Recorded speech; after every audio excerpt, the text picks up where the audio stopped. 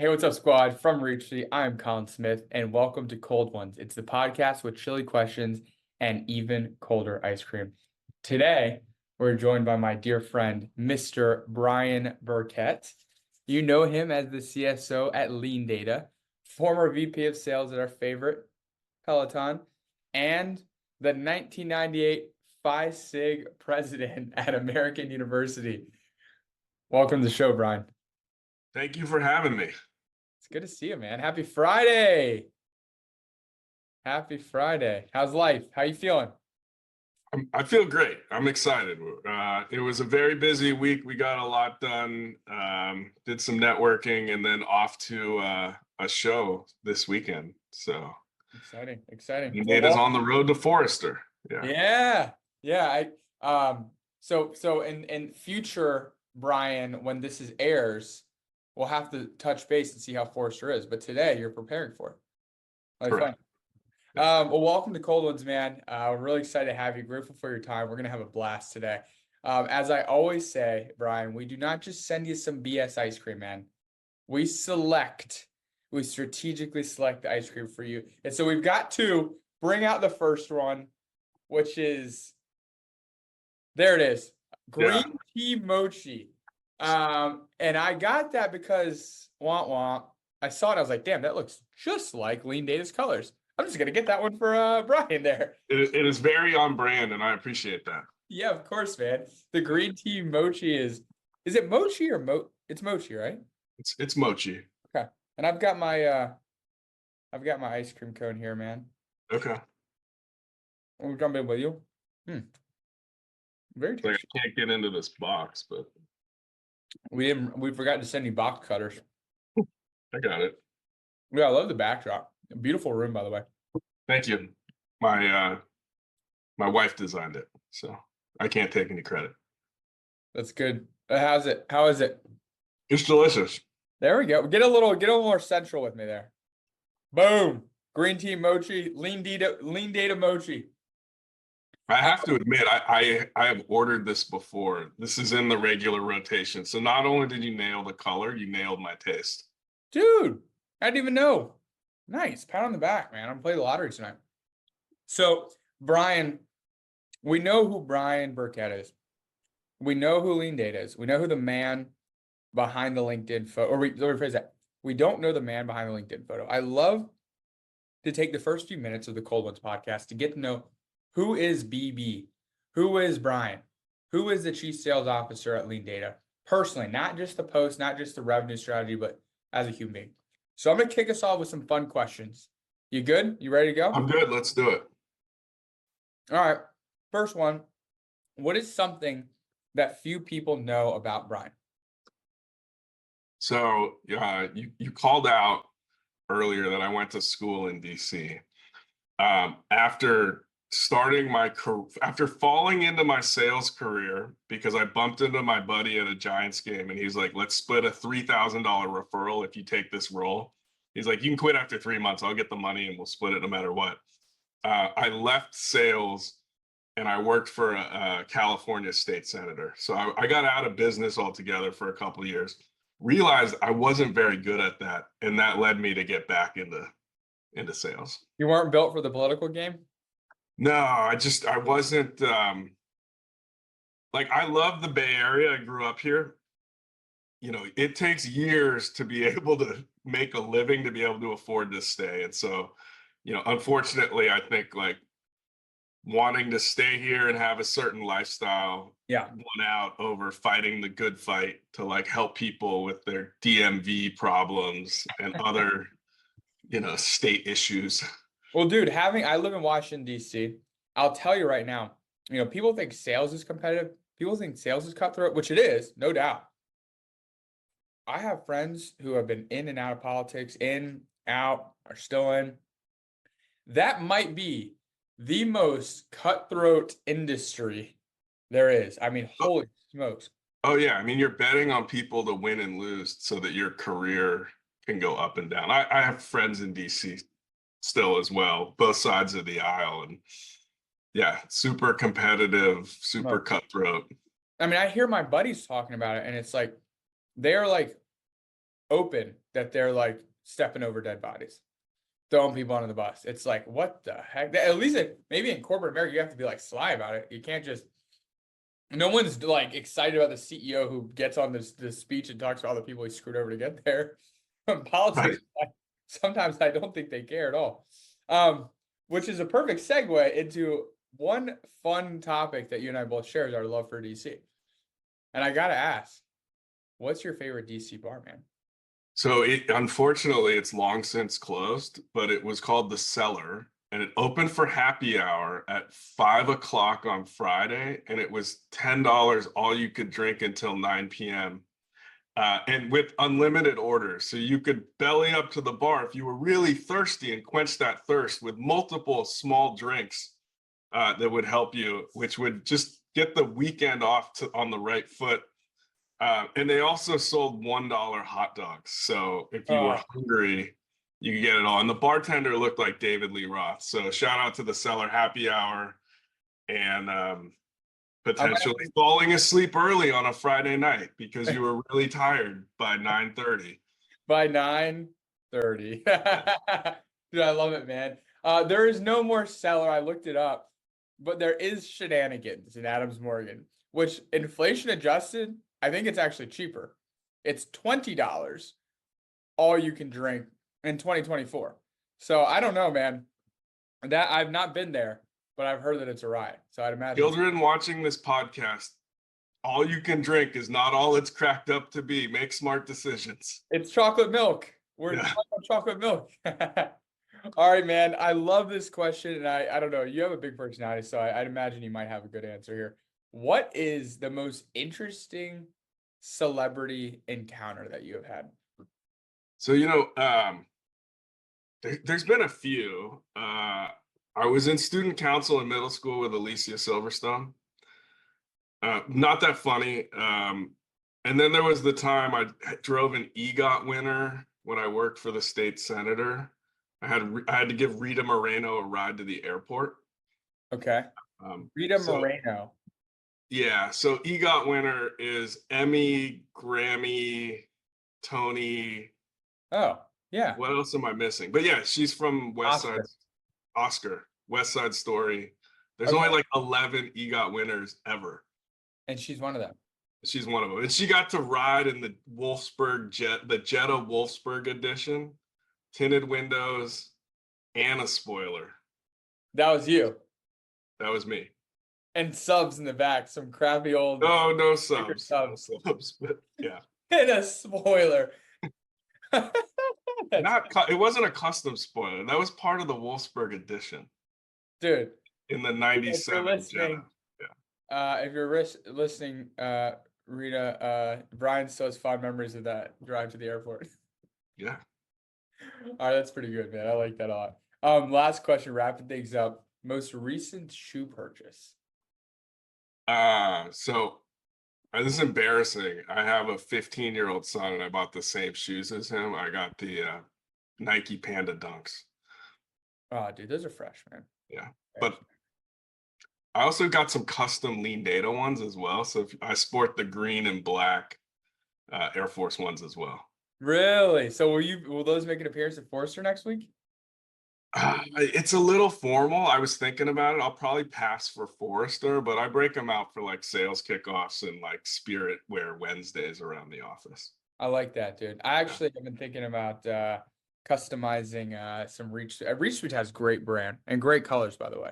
I think a pair of some Nikes with the Reach Suite color would be amazing. So if you send me the link, I'll do some customization. All right, man. Well, I like the Nike Dunks. I'm a little jealous. I'm not gonna lie. My girl's been trying to get me to get some off-white ones. Breaking into phase 2. You got phase 2 ice cream? I do. And enjoy the mochi, by the way. Like I want you to dive I'm in. excited for this one. This is like get it. Can we get it front and center here? I can't even see. Oh yeah. The Baskin Robbins Wild and Reckless. And I can't even BS you. When I saw that you were at Peloton, I thought, if there's one company that represents a wild and reckless past couple years in terms of the stock price and just all of the media, and this is me, this is not Brian saying, it's me, it's Peloton. And so I had to get you the Baskin Robbins Law and Reckless Brother. I hope that's not pouring salt in the wound for you. But the ice cream should be good. Natural colors and flavors. Woo! Wild and reckless. Yeah. I gotta see how is it? It's very sweet. It's delicious. It's more of a sorbet. It's apparently it's a cornucopia of flavors with green apple, blue raspberry, and fruit punch flavored sorbet. So Hawaiian punch meets yeah, ice cream, meets sorbet. it's a nice purple hue. It's very refreshing. I wish it was a little warmer.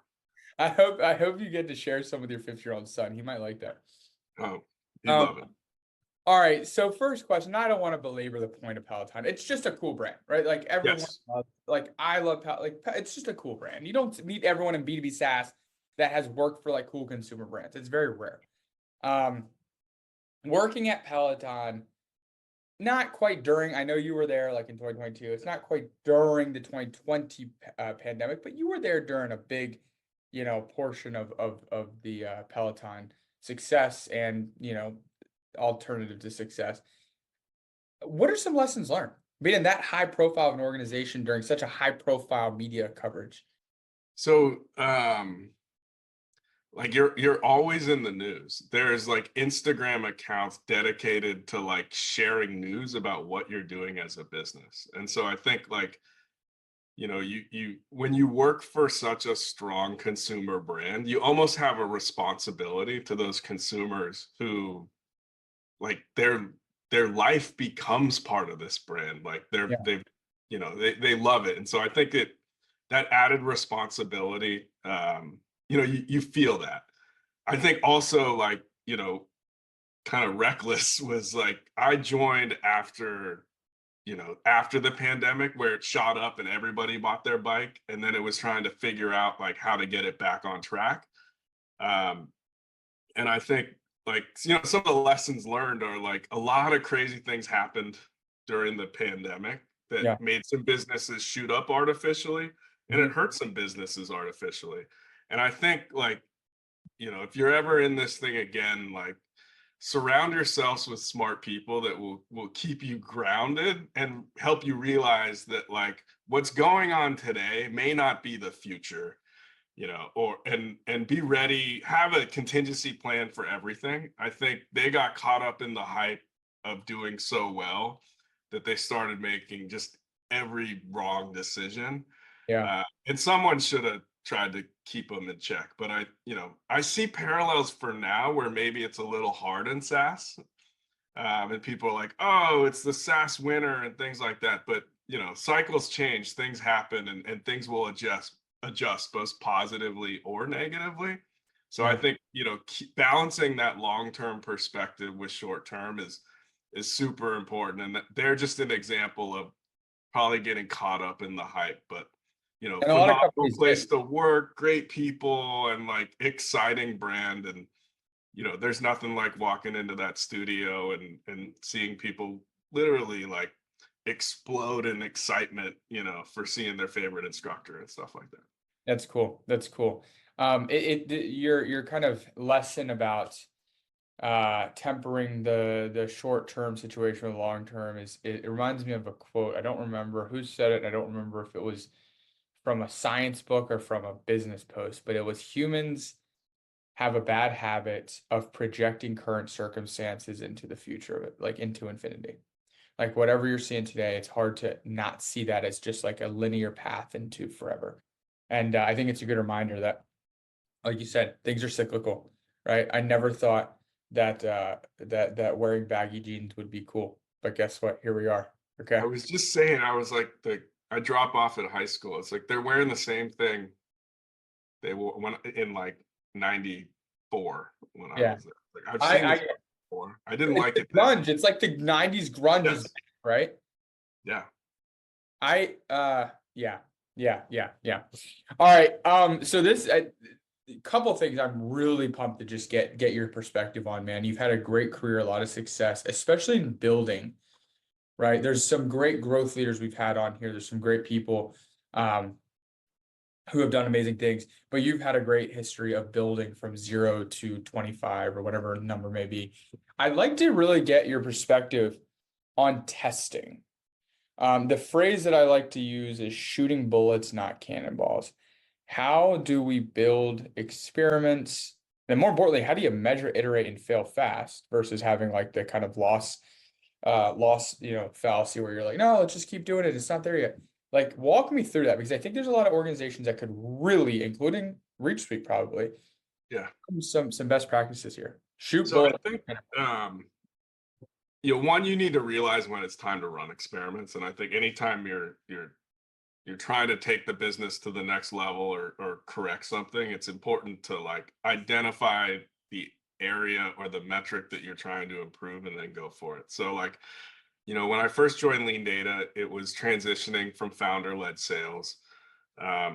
What I did, and they had about 15 customers that were all signed up by the CEO through his networking and VC networking, which was phenomenal.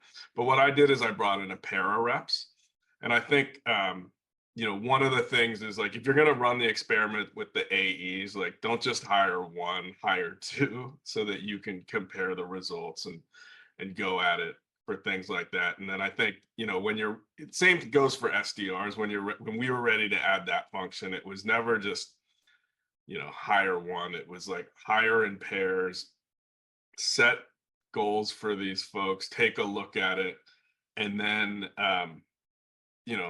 be fair with the evaluation to be like, hey, is this really moving the needle or is it not? Like today we're a bigger organization and I'm still running tests. So outbound is challenging, and so I'm changing the dynamics by which we do outbound, trying to shift from email to more phone-based stuff. So I'm also testing some outsourcing.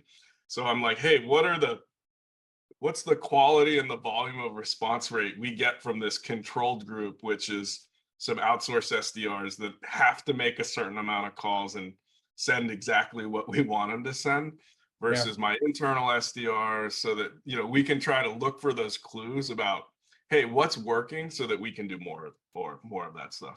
Right. So what I'm hearing is a big nugget that I think this needs to be repeated. Hire in pairs.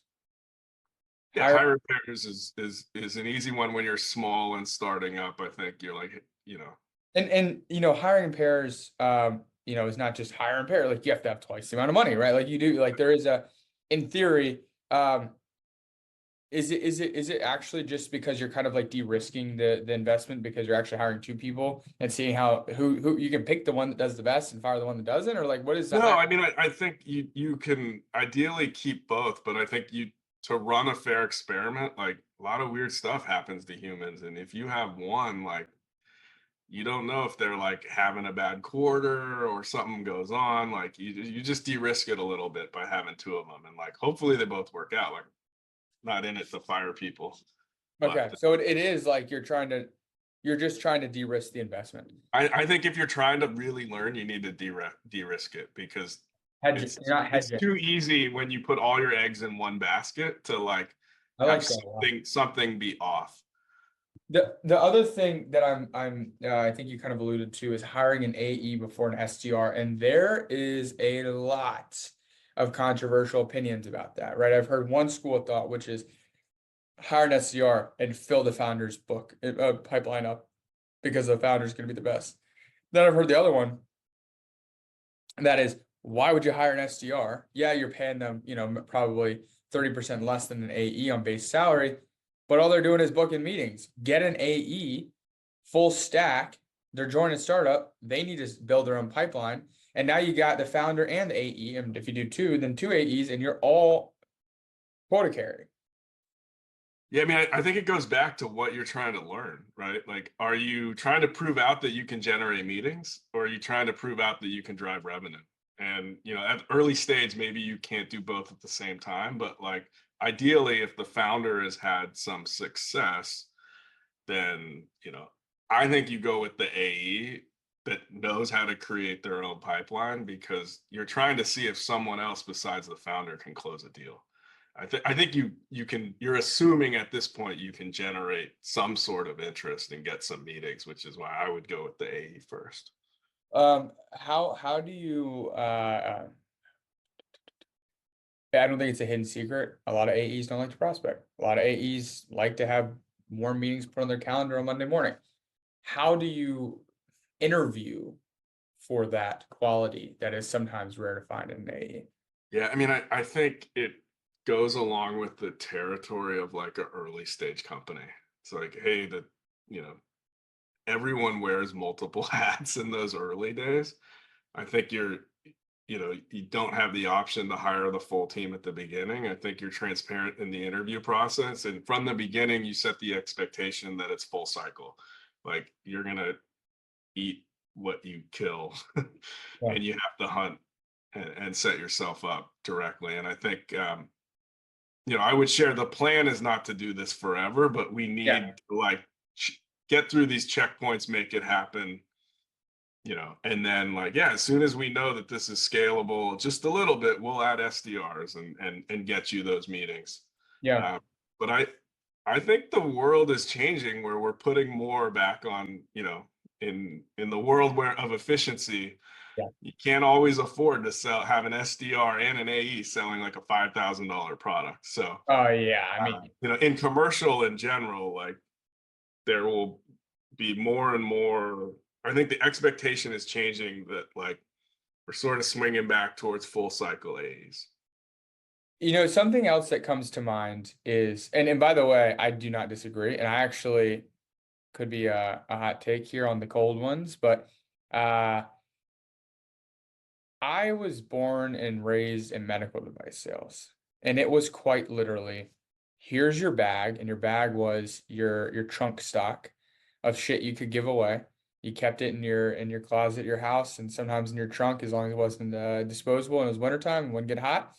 And here's your quota, and we'll see you in 1 month. And you're on a 3 month quota or quarter. If you missed quarter one, you got put on a PIP for Q2. And if you were halfway through Q2 and you weren't meeting your PIP, fired. That's the Stryker model, that's the Ethicon model, that's Johnson Johnson, that's Medtronic, that's everyone. And there is no SDRs. There is no sales engineers. There is no, I mean, there were oftentimes some specialists that overlaid depending on your territory, but they were so busy and geographically spread out that you had to have a big ass opportunity to get them to come to your place, come to your hospital. So I believe in that model, and I saw it being just fine. I mean, I don't know if you guys have invested in Medtronic lately, but they're doing pretty damn good. They have all full cycle AEs, and they're called territory managers. So I'm very bullish on that. But let me ask you this. One thing that's very challenging to do in the early days is model forecasts off of low or no data. And that's exactly what you're doing when you're coming in as AE1, what you did at Lean Data and other organizations. How did you create a stretch goal, but was not overwhelming and just discouraging? Yeah, I mean, I think goes back to what you're trying to prove and what you're trying to accomplish early. And I think it takes a lot of partnership with the other execs as to what you're trying to accomplish. And so, like in those early roles, sometimes our goal was logos. And so we said, hey, we're, or like it's more about proving that we can sell something than charging X amount of dollars. So, at the beginning, like the early stages of gaining momentum, it was agreeing that the goal was to get like 2 customers by the end of the quarter, and it almost didn't matter what they were paying because we didn't have a revenue target yet, but agreeing that that was okay. And then the stretch goal would be like, okay, can we do, 4 customers? And then as soon as that happened, then like we were always changing goals. Like the idea that you could set an annual goal at that point is crazy because nobody knows how this stuff is performed. Monthly. So I think you need a monthly goal so that you have something to strive for. But I also think you need reps and buy-in that like the goal is constantly going to change because if we're doing a good job, the bar must go up. And so, maybe at the beginning there was no dollars, it was just logos, but pretty quickly soon after that, it's like dollars. And then each quarter the goal is continuing to ramp, which is, you know, hey, And by the way, if the you world of sales is like, you know, territories get smaller and quotas quotas get go up. larger. So Yeah, like, right. Your turf shrinks, but your number goes up. I think, I think, I think there's a few things to consider. One is you want to incentivize them with equity as well, right? Two is, and I think I think we're grateful and lucky at Reach Suite that we do have a platform and a vision and a mission and a story that's resonates deeply with people. You need people who are bought in to the mission. They're not coming and getting a job because they need a job because they got laid off 2 weeks ago, right? You need people that are, really loyal to you, and in turn, you're loyal to them. Like I say to folks on my team, if they're having a tough month, hey, look, we got to correct this, and we will. And guess what? I believe in you. But don't worry, you're not going to get fired because you're with me. You took a bet on Reach Suite, and I'm taking a bet on you. We're good. Like we're family. So you create that culture of like, I trust that you're doing the best you can, and the outcome's going to fall where it may. And if it's not quite where it needs to be, we're going to make some efforts to change that. Right now, of course, if someone's just but like I think that loyalty, bi-directional loyalty, is just so important at that stage, right? yeah, I mean, the profile of those early employees is different because they need to buy into the vision. They need to buy into like the CEO, and then if it's the salespeople, they got to buy into that sales leader. And there is a deeper, it's more rewarding, but there is a deeper connection in those earlier stages because you're not working for the man at that point. You're like working for each other. And I Yeah. think it's incredibly rewarding when you succeed in a group. And I think it's why I like building and doing some of the early stage stuff. Yeah. Yeah. So my next question is, again, it's in the same theme of like building early stage to 0 to 25, 30, $40 million ARR kind of sales organizations. Let's say the AE comes first, right? I see AE, SDR, SE, RevOps as probably kind of the way. I don't know. You tell me. But basically, let's take those four functions. How are you systematically hiring them? I think we already discussed AE, then SDR, but then SE, RevOps, and maybe even marketing. You decide how you want to do that. How are you deciding that order? And what gates are you looking for to make that next requisition post? So, I mean, I think AE to SDR is kind of obvious. Like you have enough product market fit to go to. You have a plan that you need to hit. You can start to do the math backwards to figure out your headcount requirements based on quotas and stuff. SE is a little different. I think in an earlier stage company, you're usually relying on other execs to fill in to do the role to SE. Could be the head of product, could be the head of engineering. Yeah. When the volume of deals start to take them away from their day job, and the risk of that versus the learnings they get by being involved in every deal, and then it's time to sort of hire and specialize for that role. Yeah. I think RevOps people are hiring earlier and earlier, but I think as soon as you're probably got like a real CRM and marketing automation, you're managing 3 or 4 different tools, like it's time to bring someone on to help With that.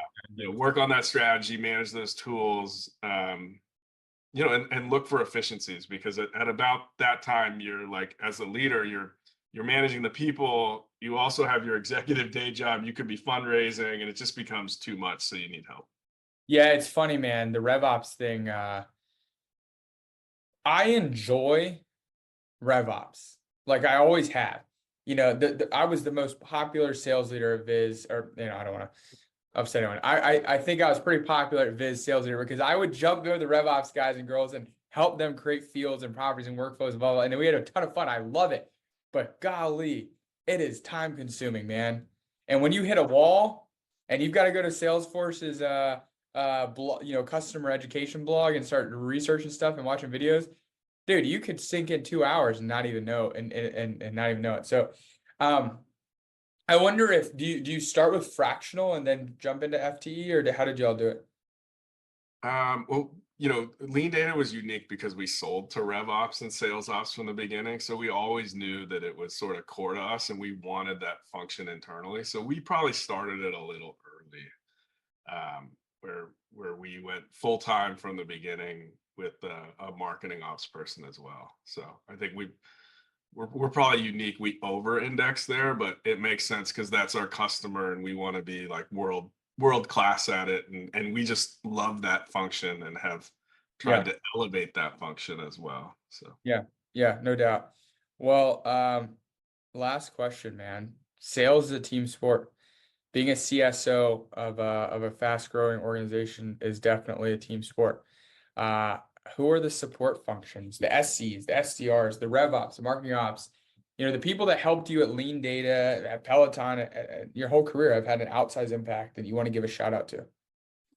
Yeah, I mean, it's funny. I had a conversation with him this morning, but at Peloton, I had an amazing biz ops guy that sort of ran everything technical on the side. That was Justin Saferstein. He was like my right-hand man and totally invaluable because that place was crazy and he somehow made it less crazy.